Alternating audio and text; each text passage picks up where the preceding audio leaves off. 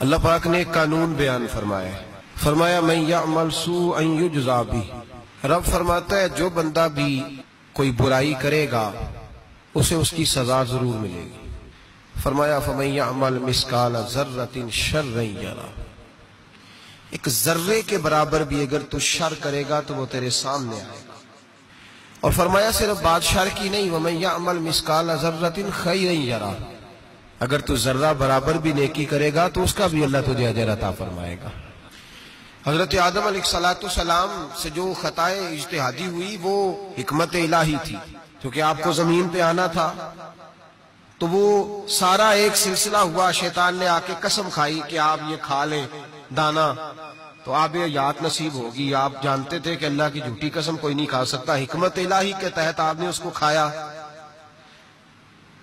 مشکاہ شریف میں موجود ہے، حضرت موسیٰ علیہ السلام نے ایک دن کہا حضرت آدم سے کہ نہ آپ وہ گندم کا دانا نہ پھل آپ کھاتے درخت کا، اور نہ یہ سارے معاملات ہوتے۔ تو حضرت آدم نے کہا بھئی یہ تو اللہ کی حکمت تھی، دنیا کیسی آباد ہوتی ہے اگر میں یہ کام نہ کرتا، اور رب نے مجھے بنایا ہی دنیا کے لیے تھا۔ جب بنانا چاہا تو فرمایا وَإِذْ قَالَ رَبُّكَ لِلْمَلَائِكَةِ إِنِّي جَاعِلٌ فِي الْأَرْضِ خلیفہ، میں اسے زمین کے لیے بنانے لگا ہوں۔ فرمایا مجھے تو حکمت پتا تھا، اس بات کا پتا تھا، لیکن بظاہر حضرت آدم علیہ السلام سے بھی خطا ہوئی، اجتہادی خطا جناب آدم سے بھی ہوئی، شیطان نے بھی غلطی کی، لیکن قیامت تک کے لیے لعنتی قرار پایا کہ شیطان نے خطا کی تو اللہ نے فرمایا تو بھول گیا ہے، تو کہنے لگا ابا واستکبر وکان من الکافرین، انکار کرنے لگا، اکڑنے لگا، ڈٹنے لگا خطا کر کے، انا خیر منہ، میں اس سے بہتر ہوں، یہ لفظ کہنے لگا۔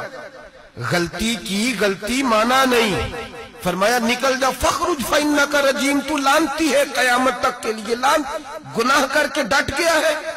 حضرت آدم نے خطا کی بھی نہیں، حکمت الہی پوری ہوئی تو پھر بھی کہتے دعا کیا مانگتے، کہتے ربنا ظلمنا انفسنا، اے اللہ میں اپنی جان پہ زیادتی کر بیٹھا ہوں، وَإِن لَمْ تَغْفِرْ لَنَا وَتَرْحَمْنَا، اگر تو نے معاف نہ کیا، تو نے ہی رحم نہ کیا، لَنَكُونَنَّ مِنَ الْخَاسِرِينَ، اے اللہ پھر تو میں بڑے نقصان والوں میں سے ہو جاؤں گا۔